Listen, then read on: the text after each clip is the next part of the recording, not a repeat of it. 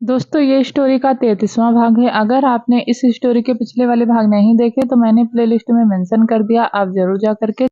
उधर राहुल रिहान को पकड़े सो रहा था। उसने भी नशे में रिहान को अपने बचपन के सारी कहानी सुना दी थी। राहुल की बातों ने उसकी आंखों से नींद लेते हुए उसके बारे में ही सोच रहा था। मुझे नहीं पता था स्पाइडर की मुझसे अलग होने के बाद तूने इतना कुछ सहा था, पर अब मैं आ गया हूँ। अब मैं तुझे कभी छोड़कर नहीं जाऊंगा, हमेशा तेरे साथ रहूंगा। यह कहकर उसने राहुल के सिर को चूमा। वादा तो रेहान ने कर दिया था, पर क्या वह हमेशा उसके साथ रहेगा या वादा पूरा होगा या टूट जाएगा, यह तो अब वक्त बताने वाला था। वह दूध पीते हुए कियान अपने रूम में आ गया था। उसने टेबल पर ग्लास रखा और सुहानी के बगल लेटते हुए उसने उसे अपनी बाहों में भर लिया। फिर उसके माथे को चूम कर अपनी आंखें बंद करके सो गया। आज शादी की तो सारी तैयारियां होने में बिजी थी, सिवाय उन तीनों लोगों को छोड़कर जिन्होंने कल रात इतना बड़ा सीन क्रिएट किया था।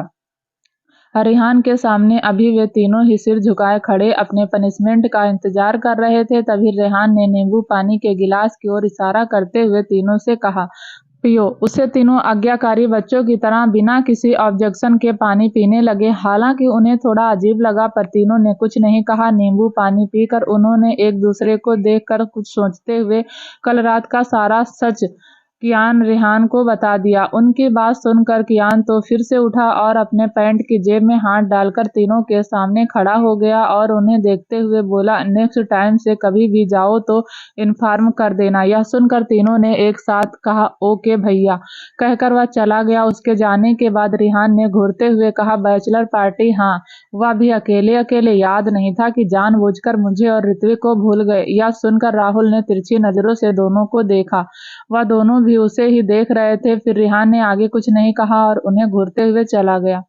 मेंशन के बाहर गार्डन में 3 मंडप सजे थे। मंडप में खड़े तीनों दूल्हे ही अपने दुल्हनों का पलके बिछाए इंतजार कर रहे थे।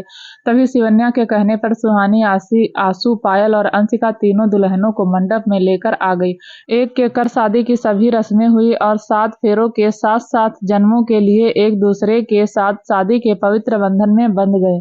तीनों कपल ने सबसे पहले दादाजी का आशीर्वाद लिया और फिर सभी बड़ों का आशीर्वाद लिया।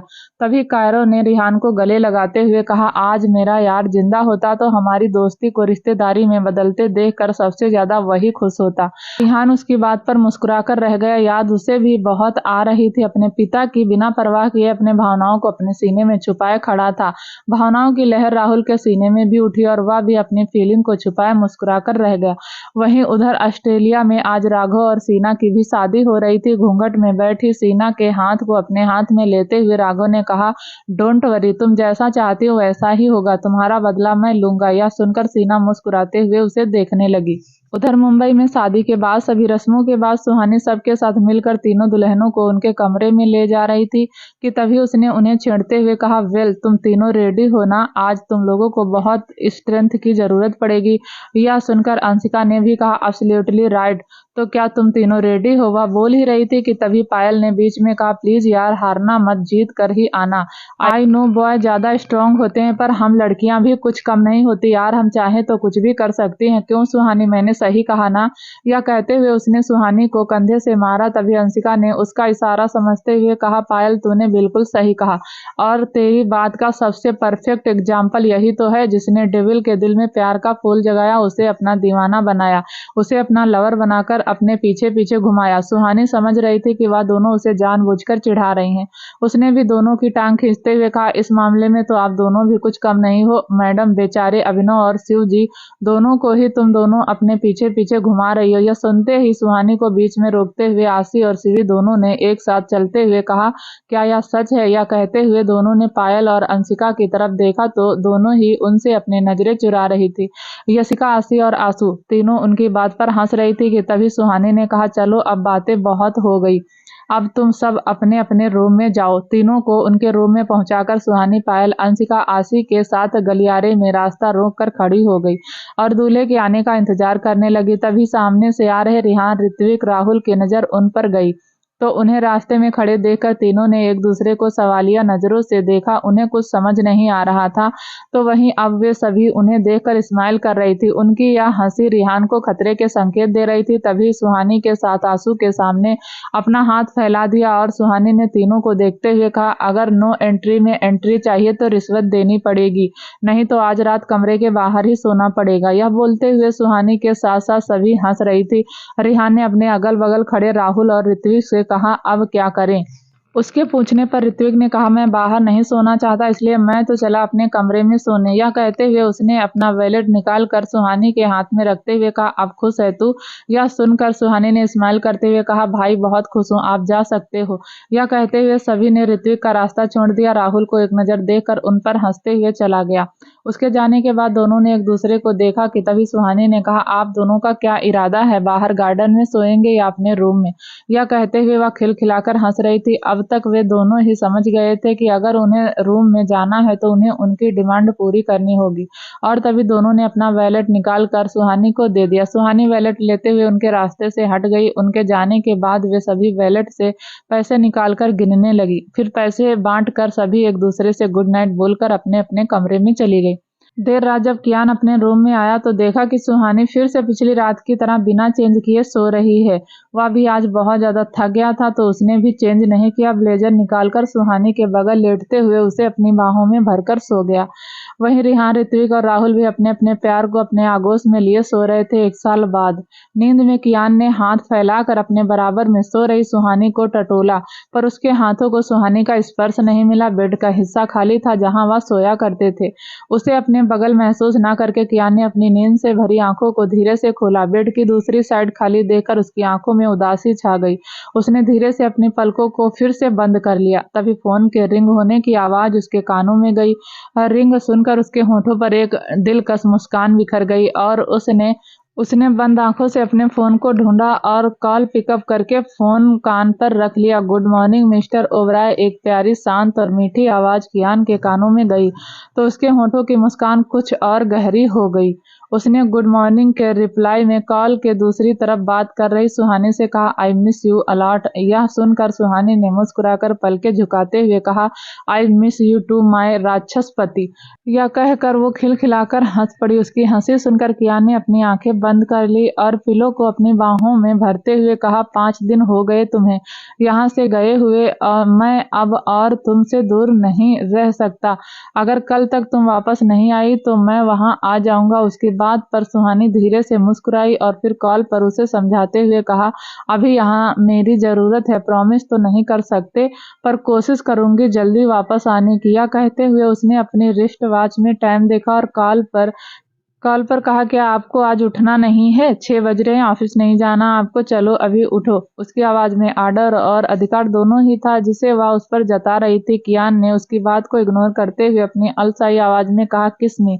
यह सुनकर सुहानी ने अपने आसपास देखा। वह जहां पर थी वहां बहुत सारे लोग थे। उन्हें देखते हुए उसने कॉल पर कहा, कियान सब हैं यहाँ, मैं कैसे आपको सबके सामने, मुझे अभी पेशेंट देखने हैं, बाय, मैं आपसे बाद में बात करती हूँ। यह कहते हुए उसने कॉल कट कर दिया। वहीं उधर कियान मुस्कुराया और उसने खुद से कहा, एक बार तो वापस आ जाओ, फिर बताता हूँ क्या कहते हो। वह बेड से उठकर फ्रेश होने चला गया। थोड़ी देर बाद वह मिरर के सामने खड़ा था और अपने शर्ट के बटन क्लोज करते हुए 1 हफ्ते पहले की बातों को याद करने लगा। फ्लैशबैक। सुहानी अपना बैग पैक कर रही थी कि तभी कियान रूम में आया और उसे पैकिंग करते देखकर उसने पूछा, तुम पैकिंग क्यों कर रही हो, कहाँ जा रही हो तुम? उसके पूछने पर सुहानी ने उसका हाथ पकड़ उसे बेड पर बिठा दिया और खुद उसके सामने बैठते हुए उसने कहा, अब मैं एक स्टूडेंट नहीं हूँ मिस्टर ओबराय, अब मैं एक डॉक्टर हूँ। जैसे जिंदगी के लिए सांसें जरूरी वैसे ही एक पेशेंट के लिए डॉक्टर जरूरी है। मेरी जरूरत है उन्हें, मुझे जाना होगा। वह उसे समझा रही थी पर कियान के चेहरे पर एक अलग ही एक्सप्रेशन था। सुहानी उसकी सवालिया नजरों के सवाल को समझ रही थी। उसने कियान के हाथ पर अपना हाथ रखा और समझाते हुए कहा, श्रीलंका में अर्थक्वेक की वजह से बहुत जाने गई हैं और बहुत से लोग घायल हैं जिन्हें हम जैसे डॉक्टर की जरूरत है। वहाँ का इकोनॉमिक स्ट्रक्चर बहुत ज्यादा खराब हो गया है।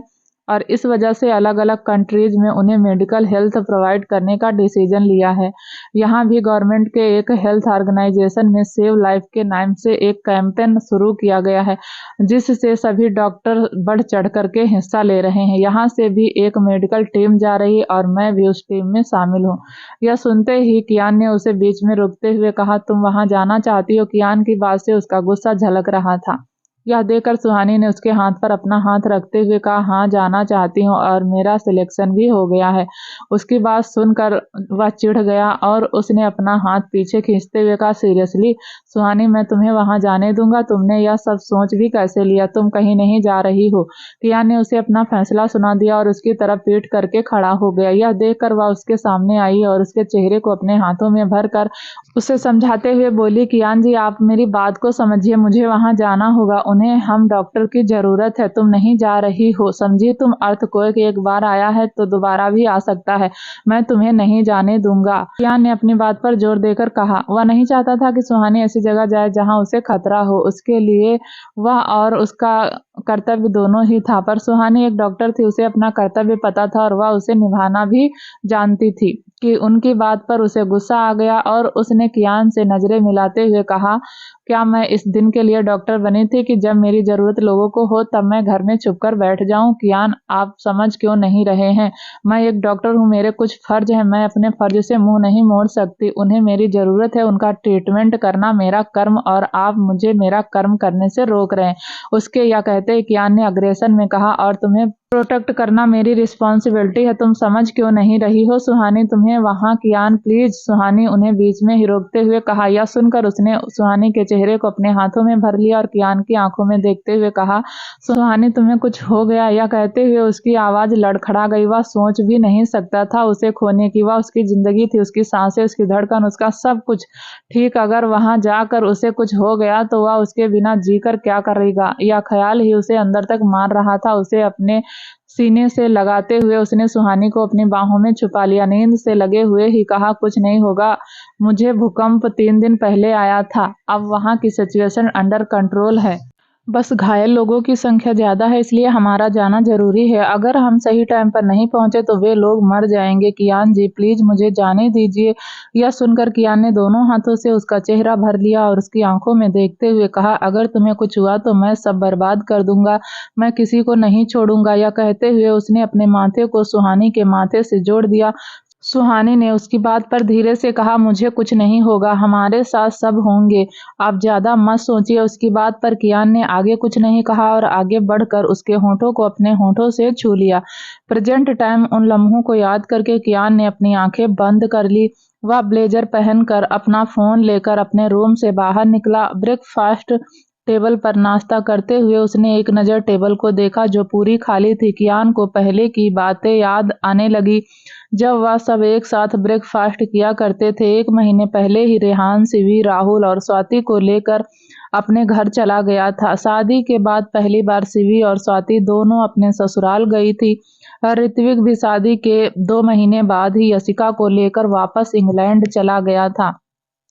वह हॉस्पिटल और फार्मेसी कंपनी को वहीं से संभाल रहा था। आशु की हायर स्टडी के लिए ऋत्विक ने उसे अपने पास बुला लिया था, इसलिए अब वह भी अपनी पढ़ाई एक लाइन में रहकर पूरी कर रही थी। शिव कियान के साथ ऑफिस जाने लगा था और ऑफिस के काम में उसका हाथ बटा रहा था। अर्पित अपना वही जासूसी वाला काम कर रहा था। कियान ने उसे एक नया असाइनमेंट दिया था जिसे पूरा करने के लिए वह शहर से बाहर गया हुआ था। इस 1 साल में कियान ने राघव को बहुत नुकसान पहुंचाया था।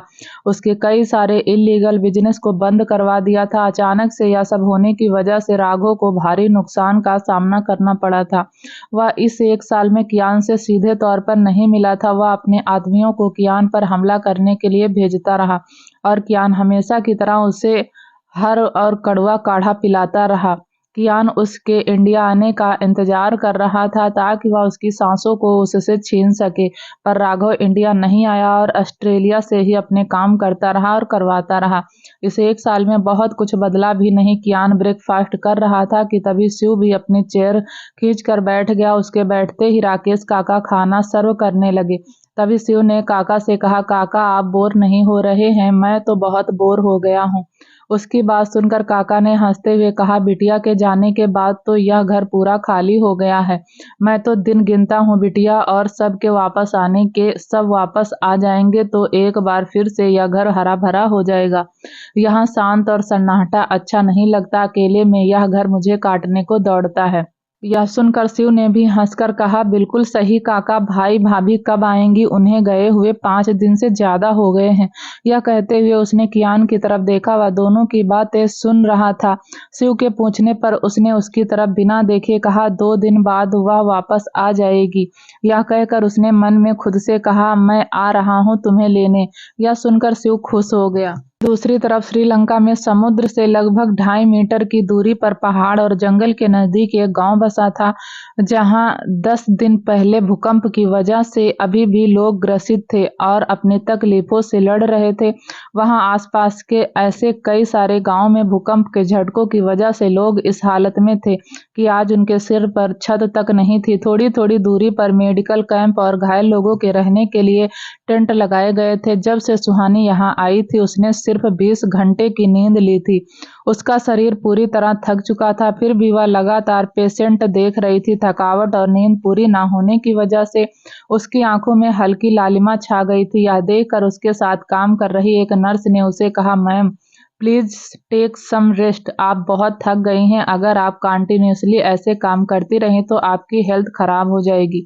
उसकी बात पर सुहानी उस नर्स को समझाते हुए कहा, नो आई एम फाइन, तुम इनका ब्लड प्रेशर चेक करो और इनकी इंजरी को क्लीन करके इन्हें एक पेन किलर दे दो। यह कहते हुए उसने अपने हाथ से ग्लव्स निकाले और अपने शोल्डर्स को स्ट्रेच करने लगी। उसके कंधों में दर्द हो रहा। उसने अपने दर्द और थकान को इग्नोर किया और फिर से पेशेंट देखने लगी। उसी दिन शाम के समय सभी डॉक्टर से टेंट में मीटिंग कर रहे थे। मास्टर चेयर पर एक डॉक्टर बैठे थे जो कि दिखने में सबके सीनियर लग रहे थे और अपनी टीम को असिस्ट कर रहे थे। उनके हाथ में कुछ रिपोर्ट थी और वह रिपोर्ट पढ़ रहे थे। तभी वह खड़े हुए और उन्होंने सबकी तरफ देखते हुए कहा, गुड जॉब एवरीवन, हमने 5 डेज में ही यहाँ की सिचुएशन को अंडर कंट्रोल कर लिया है। अब सब पहले से बेहतर है और जल्दी ही सब ठीक भी हो जाएंगे। हम सब 2 दिन बाद यहाँ से वापस चले जाएंगे। कांग्रेचुलेशन एवरीवन, हमने सिर्फ 5 दिनों में ही 200 लोगों की जान बचाई है। यह सुनकर सब मुस्कुराने लगे और सभी ने चेयर्स किया। फिर वही सीनियर डॉक्टर बोले, हम 2 टीम में बैठकर काम करेंगे। एक टीम अभी जाकर रेस्ट करेगी और दूसरी टीम पेशेंट देखेगी। हर 4 घंटे बाद हम इसी तरह शिफ्ट बदलकर काम करेंगे। उनकी इस बात पर सभी ने एग्री किया। वह सीनियर डॉक्टर अपनी बात कहकर जाने लगे कि तभी सुहानी को देखकर वह रुक गए। उसकी लाल आंखों को देखकर उन्होंने कहा, मिस सुहानी आप बहुत ज्यादा टायर्ड लग रही हैं। यह सुनकर सुहानी ने जल्दी से उठते हुए कहा, no sir I am okay. इस बात पर उन्होंने सुहानी को समझाते हुए कहा, मुझे अच्छा लगा यह देखकर कि आप सब अपने कर्तव्य के प्रति समर्पित हैं, पर ध्यान रखिए कि हम भी इंसान हैं और हमें भी आराम की जरूरत होती है। आपकी कंडीशन अब ऐसी नहीं है कि अब आप और काम कर सके, तो आपकी बेहतर हेल्थ के लिए कह रहा हूँ कि पहले आप अपने टेंट में जाकर रेस्ट करें और 4 घंटे बाद फिर से अपनी ड्यूटी ज्वाइन कर लें। उनके समझाने पर सुहानी उनसे कुछ नहीं कह पाई और उनकी बात मानकर उसने धीरे से सर हिलाते हुए कहा, ओके सर। सुहानी अपने टेंट की ओर जाने लगी। इस बात से अनजान की 2 आंखें उसी पर नजर रखे हुए हैं। वह धीमे कदमों से कैंप की तरफ गई जहां स्टाफ के रहने के लिए एक साथ कई सारे टेंट लगे थे। सुहानी बेड पर लेटते ही सो गई। वह बहुत थकी हुई थी, इसलिए उसे लेटते नींद आ गई थी। पेड़ के पीछे खड़ा एक शख्स सुहानी पर नजर रखे हुए था। उसका फोन रिंग हुआ तो उसने कॉल पिक करते हुए हेलो कहा। दूसरी तरफ से कोल्ड और केयरलेस भरी आवाज उस शख्स के कानों में गई, क्या वह ठीक है? यह सुनकर शिवा ने कहा, वह ज्यादा काम कर रही हैं, वह पूरी नींद भी नहीं लेती हैं, जस्ट अभी वह सोने गई हैं। उसकी बात सुनकर कियान ने अपनी आंखें बंद कर ली। उसे गुस्सा आ रहा था, पर तभी उसने अपने गुस्से को कंट्रोल करते हुए कहा, यह लड़की भी ना, तुम नजर रखो उस पर, उसे कुछ नहीं होना चाहिए। मैं कल आ रहा हूँ, तब तक उसका ख्याल रखो। ध्यान रहे उसकी नजर तुम पर ना पड़े और कोई उसे परेशान ना करे। कियान ने उसे ऑर्डर दिया तो शिवा ने ओके सर कह दिया। जब कियान ने सुहानी को शिवा के साथ जाने के लिए कहा तो उसने साफ मना कर दिया था। वह नहीं चाहती थी कि शिवा के साथ जाने की वजह से वह सबके बीच हाईलाइट हो जाए, उसे सबके बीच उनकी ही तरह नॉर्मल रहना था, जैसे सब थे। वह सारी दलील देकर उसने कियान को अकेले जाने के लिए मना लिया था। पर कियान कहाँ किसी की सुनता था, वह तो सिर्फ अपने मन की करता था, और जब बात सुहानी की सेफ्टी की हो तो वह हद पार करने के लिए तैयार था। वह कभी भी सुहानी को अकेले भेजने का रिस्क नहीं लेना चाहता था, इसलिए उसने सुहानी को बिना बताए ही शिवा को कुछ आदमियों के साथ उसके पीछे भेज दिया था। शिवा बिना सुहानी की नजरों में आए हुए ही अपना काम कर रहा था और उस पर नजर रखे हुए था। सुहानी को सोए हुए 2 घंटे से ज्यादा हो गए थे। शाम रात में ढलने लगी थी और अंधेरा उजाले को अपने वर्चस्व तले दबाता जा रहा था। तभी एक हलचल हुई और कुछ सरसराने की आवाज सुहानी के कानों में गई। आवाज सुनकर ना चाहते हुए भी उसने अपनी नींद से भरी पलकों को जबरदस्ती खोला और एक हाथ से अपना सिर पकड़ते हुए उसने टेंट में नजरें घुमाई, तो हल्की लैंप की रोशनी में उसे अपने टेंट में 2 लोगों की परछाई दिखी, जो उसके टेंट के बाहर खड़े बातें कर रहे थे। उन दोनों लोगों की काली परछाई को देखते ही सुहानी की अधखुली आंखें पूरी खुल गई और वह बेड से उठकर परछाई के नजदीक जाकर कान लगाकर उनकी बातें सुनने लगी। एक आवाज जानी पहचानी थी, तो वहीं दूसरी आवाज बिल्कुल अनजान थी। साफ साफ कुछ सुनाई नहीं दे रहा था, पर फिर भी सुहानी पूरे कंसंट्रेशन के साथ उन आवाजों को सुनने की कोशिश कर रही थी। एक आदमी ने दूसरे आदमी से कहा, कल यहाँ फिर से वही होने वाला है जो 10 दिन पहले हुआ था। मैं तो कह रहा हूँ अपना सामान पैक कर और चला जा यहाँ से, यहाँ रहेगा तो बेमौत मारा जाएगा। यह सुनकर दूसरे आदमी ने पहले आदमी से कहा, क्या तुम सच कह रहे हो? अगर ऐसा है तो मैं कल सुबह ही यहाँ से चला जाऊंगा। फिर पहले आदमी ने दूसरे आदमी से कहा, हाँ चले जाना, अब मैं जा रहा हूँ, तू यह सब बात किसी को मत बताना। अगर यह बात बाहर गई तो वे लोग मुझे मार डालेंगे। दोनों की बातें सुनकर सुहानी टेंट से निकल कर बाहर आ गई, तो वह दूसरा आदमी जिसकी आवाज जानी पहचानी थी वह वहां से जा चुका था और वह पहला आदमी जंगल की तरफ बढ़ गया था। उसे जंगल की ओर जाते देखकर सुहानी दबे कदमों से उसका पीछा करने लगी। वह उस आदमी का पीछा करते हुए जंगल के अंदर तक चली गई। तभी वह आदमी अचानक से उसकी नजरों से ओझल हो गया। सुहानी ने चारों तरफ अपनी नजरें दौड़ाई और उस आदमी को ढूंढने लगी, पर वह आदमी उसे कहीं नहीं दिखा। फिर उस आदमी की कही बात के बारे में सोचते हुए उसने खुद से कहा, इसका क्या मतलब था कि जो 10 दिन पहले हुआ वह फिर से होने वाला है? क्या वह भूकंप नहीं था? पर यह कैसे हो सकता है? मुझे कुछ समझ नहीं आ रहा। यह कहते हुए उसने एक हाथ से अपना सिर पकड़ लिया और दूसरा हाथ अपनी कमर पर रख लिया। तभी उसे एहसास हुआ कि वह कहाँ खड़ी है। वह उस आदमी का पीछा करते हुए जंगल में काफी अंदर तक आ गई थी। यह देखकर उसने इधर उधर देखते हुए खुद से कहा, मैं किस रास्ते से आई थी, अब कैसे निकलूं यहाँ से? सुहानी के चेहरे पर घबराहट और डर दोनों ही दिख रहे थे। अंधेरा घना हो गया था, पर चांद की हल्की रोशनी में थोड़ा थोड़ा दिख रहा था। डरते हुए सुहानी ने उत्तर दिशा की में अपने कदमों को आगे बढ़ाया। तभी उसके कानों में घुटी घुटी चीख सुनाई दी। चीख सुनकर सुहानी ने चारों तरफ तो उसकी नजरें झाड़ी पर जाकर रुकी। उसने अपने कदमों को तेज किया और झाड़ी के पास आकर झाड़ी के उस तरफ देखने लगी। 2 आदमी एक आदमी को पकड़कर खड़े थे और उन दोनों आदमियों ने उनकी गिरफ्त में मौजूद उस आदमी के मुंह को अपने एक हाथ से दबा रखा था। सुहानी तीनों के चेहरों को देख पा रही थी, पर उसके पास ही एक और आदमी खड़ा था और उसकी पीठ सुहानी की तरफ थी, इसलिए वह उसका चेहरा नहीं देख पाई। वह आदमी जो सुहानी की तरफ पीठ किए खड़ा था, अब वह आदमी धीरे से उस आदमी की ओर बढ़ने लगा था जिसे उसके दोनों आदमी पकड़े खड़े थे। उसके पास जाकर उस आदमी ने सामने खड़े आदमी के सिर को पीछे से पकड़ा और अपने दूसरे हाथ में पकड़े खंजर को बेरहमी से उसके पेट में घोंक दिया। अपनी आंखों के सामने मर्डर होते देखकर सुहानी जोर से चिल्लाई। उसकी चीख सुनकर वह आदमी तेजी से पीछे मुड़ा जिसके हाथ में खंजर था। सुहानी ने अपने सामने खड़े शख्स को देखा। उसकी काली आंखें बेहद खौफनाक दिख रही थी। कोई अगर उसकी आंखों में देखे तो उसे सिर्फ उन आंखों में अपनी मौत ही दिखे। उसका ऑरा ही कुछ ऐसा था जिससे उसके आसपास मौजूद लोगों को अपनी मौत की याद आने लगती थी। एक वर्ड में कहे तो वह आदमी यमराज जैसा लग रहा था। सुहानी उसकी आंखों को देखकर इतना डर गई कि वह अपने पैरों पर ज्यादा देर तक खड़ी नहीं रह पाई और बेहोश होकर गिर गई। यह देखकर वह आदमी और उसके दोनों आदमी झाड़ी के पीछे से निकलकर सुहानी के पास आए और बेहोश पड़ी सुहानी को देखकर उसके एक आदमी ने कहा, सर इस लड़की ने तो आपको खून करते देख लिया है। तभी यह सुनकर उसके दूसरे आदमी ने कहा, सर अगर इस लड़की ने बाहर जाकर अपना मुंह खोला तो हम फंस जाएंगे। दोनों की बात सुनकर उस आदमी ने कहा, पहले उसकी लाश को ठिकाने लगाओ और इस जगह को पहले जैसा कर दो।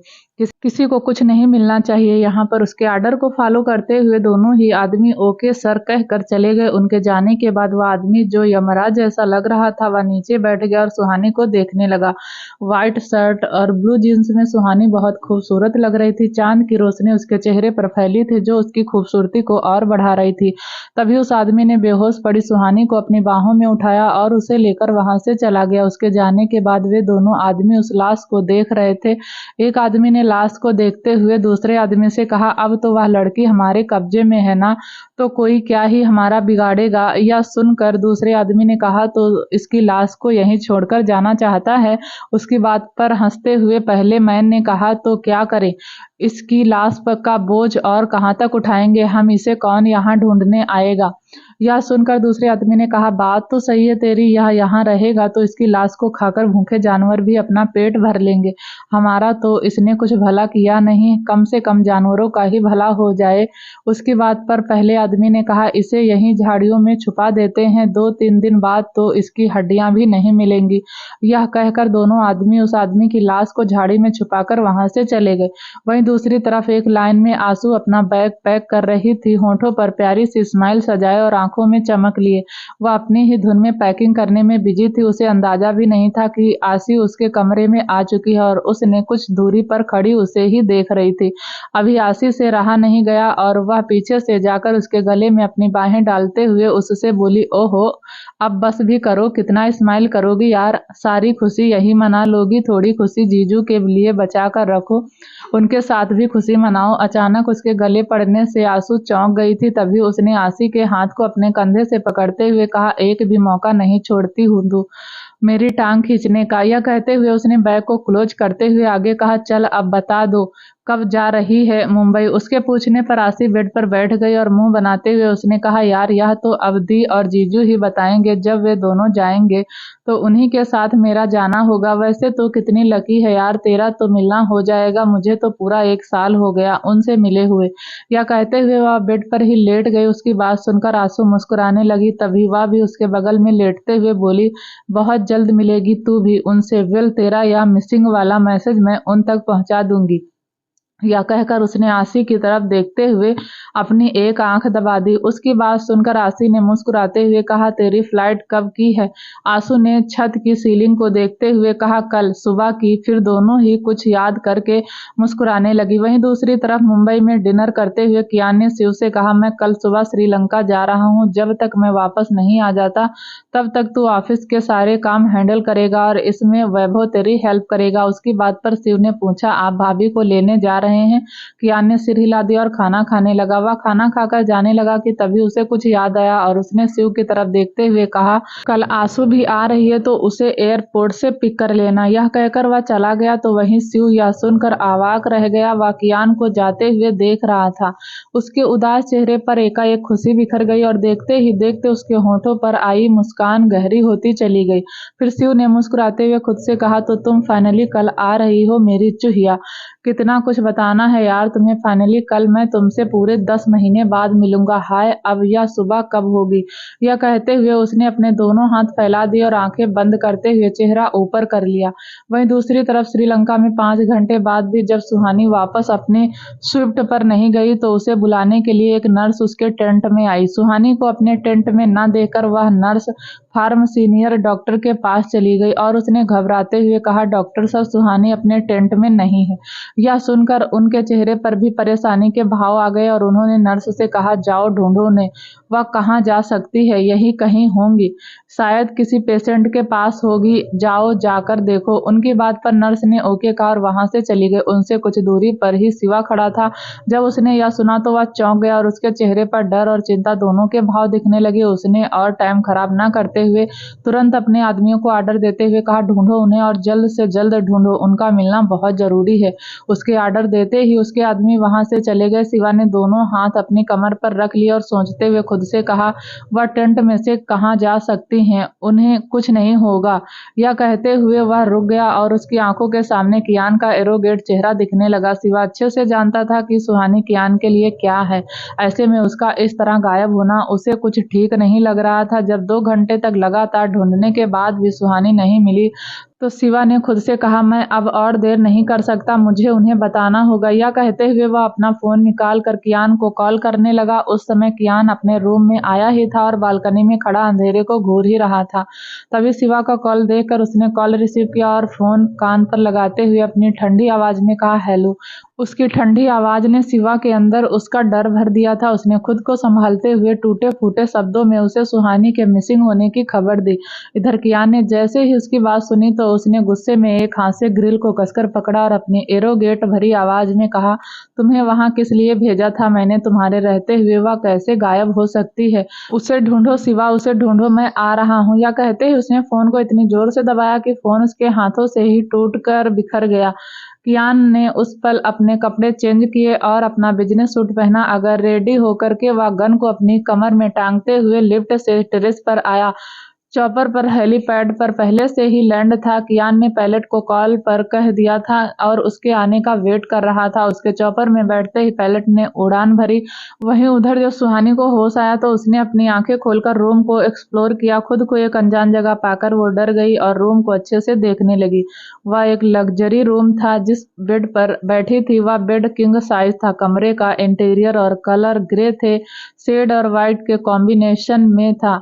रूम को देखते हुए सुहानी बेड से उतरी। धीरे कदमों से वह रूम से निकलकर बाहर आई तो देखा कि वह एक बंगला था। सुहानी दबे पांव वहां से सीढ़ियों की तरफ जाने लगी कि तभी एक एरोगेट आवाज सुनकर उसके कदम रुक गए और उसके पैर वहीं जम गए। उसने आवाज सुनकर अपनी मुट्ठी को बंद कर लिया और अपनी आंखें भींच कर खड़ी हो गई। जूतों की टप टप की आवाज उसके कानों में आ रही थी, जो उसे एहसास करवा रही थी कि उसे रोकने वाला शख्स और उसके नजदीक आ रहा है। जैसे जैसे वह आवाज तेज होती जा रही थी, सुहानी अपनी आंखों और मुट्ठी को कसती जा रही थी। डर और घबराहट को सहन करते हुए उसने खुद से कहा, क्या यार सुहानी, तुझे आज तक भागना नहीं आया? तू हर बार पकड़ी जाती है। वह अभी खुद से बात कर ही रही थी कि तभी वह शख्स तो उसके पीछे आकर खड़ा हो गया और उसने अपनी कठोर आवाज में सुहानी के कान के पास कहा, तुम्हें होश आ गया? उसके कान में जैसे ही वह आवाज गई तो वह डर गई। उसे पीछे पलटकर देखने में डर लग रहा था। तभी उसे कोई आवाज न देते देखकर उस शख्स ने फिर से अपनी कर्कश आवाज में कहा, मैं कुछ पूछ रहा हूँ तुमसे, तुम्हें सुनाई नहीं देता क्या? मेरी तरफ से उसके लिए ये आदेश था जिसे सुहानी को मानना ही पड़ा और वह धीरे धीरे पीछे पलटी और अपनी बड़ी बड़ी पलकों को उठाकर अपने सामने खड़े शख्स को देखा। गेहुआ रंग, मस्कुलर बॉडी, तीखे नए नक्श और काली आंखें। जैसे ही सुहानी ने उसकी आंखों को देखा तो उसे उस जंगल वाले आदमी की आंखें याद आई और उसे समझने में देर नहीं लगी कि यह वही है आंखें हैं। सुहानी ने उसकी आंखों को पहचानते हुए खुद से कहा, इसका मतलब यह वही है जिसने उस आदमी को जंगल में मारा था। उस लम्हे को याद करते ही सुहानी डर से सहम गई। जिस तरह उस आदमी को चाकू से मारा गया था वह नजारा बहुत भयानक था। अब उसके चेहरे पर डर दिखने लगा था और वह पसीने से भीग गई। उसकी आंखों में देखते ही देखते सुहानी एक बार फिर बेहोश हो गई। वह बेहोश होकर नीचे गिरती उससे पहले ही उसके सामने खड़े शख्स ने उसे अपनी बाहों में थाम लिया। फिर सुहानी के पसीने से भीगे चेहरे को देखकर उस शख्स ने खुद से कहा, लगता है इसने मुझे पहचान लिया। उसने झुककर सुहानी को अपनी गोद में उठाया और वापस से उसे रूम में ले जाकर बेड पर लिटा दिया और उसे ऊपर से नीचे तक देखने लगा। फिर उसे देखते हुए उस शख्स ने मन ही मन खुद से कहा, तुम बहुत खूबसूरत हो, पर तुम जंगल में कैसे पहुंची? कौन हो तुम? क्या तुम्हें मेरे किसी दुश्मन ने भेजा है या तुम्हारा मेरी जिंदगी में आना महज एक इत्तेफाक है? पर जो भी हो, अब से तुम यहीं रहोगी मेरे साथ, मेरे घर में। यह कहकर उस शख्स ने टिश्यू बॉक्स से कुछ टिश्यूज निकाले और सुहानी के पास बैठकर उसके माथे और चेहरे पर छलक आए पसीने को साफ करने लगा। उसकी गहरी आंखों को तरासे हुए चेहरे को देख रही थी। उसकी नजरों का सफर सुहानी के होठों पर आकर रुका, जो किसी ताजे गुलाब की तरह खिले हुए थे। उसके गुलाब होठों को देखकर उस शख्स के चेहरे पर बेचैनी दिखने लगी। उसे अपना गला सूखता महसूस हुआ। उसका दिल चाहा कि वह उन होठों को छू ले, पर तभी वह शख्स झटके से उठा, रूम से बाहर चला गया। उसने दूसरे रूम में आकर खुद को उस रूम में बंद कर लिया और जोर से अपना एक हाथ दीवार पर मारा और गुस्से में लंबी लंबी सांसें लेते हुए खुद से कहा, नहीं, मेरी जिंदगी उधार की है, मेरा कोई वजूद नहीं, मैं उनकी मर्जी के बिना कुछ नहीं कर सकता। वह मुझे इसकी परमिशन कभी नहीं देंगे। वही मेरे लिए सब कुछ है, मैं उन्हें नाराज नहीं कर सकता। जिंदगी पर बस मेरा कोई हक नहीं, सिर्फ उनका हक है। अपने आप से ही लड़ रहा वह शख्स दीवार से टिक कर वहीं बैठ गया। उसके चेहरे पर बेचैनी के भाव थे। वह कियान भी अब तक श्रीलंका पहुंच गया था। उसके सामने शिवा और उसके आदमी सब अपना सिर झुकाए और हाथ बांधे खड़े थे। कियान ने उन्हें देखते हुए कॉल लगा कर कहा, मैंने कहा था ना उसका ध्यान रखना। कैसे वह सबके बीच से गायब हो सकती है? उसकी ठंडी आवाज सभी के अंदर कपकपाहट भर रही थी। वह सभी डरे सहमे खड़े थे कि तभी शिवा ने डरते हुए कहा, सर वह सो रही थी, इसलिए मैं अपने टेंट में चला गया था। तभी अचानक से उसे बीच में रोकते हुए कियान ने अग्रेसिव टोन में कहा, मुझे एक्सक्यूज नहीं सुहानी चाहिए। यह सुनकर शिवा ने हिम्मत करते हुए फिर से कहा, सर हमने उन्हें सब जगह ढूंढा पर उनका कुछ पता नहीं चल रहा है। किसी ने उन्हें उनके टेंट से निकलते हुए भी नहीं देखा। उसकी बात सुनकर कियान ने अपनी मुट्ठी को कसकर बंद कर लिया। फिर उसने अपने बैग से एक डिवाइस निकाली और उसे शिवा को देते हुए कहा, सुहानी के ब्रेसलेट में ट्रैकर है, उसकी लोकेशन ट्रैक करो। उसके हाथ से डिवाइस लेकर शिवा सुहानी की लोकेशन ट्रेस करने लगा।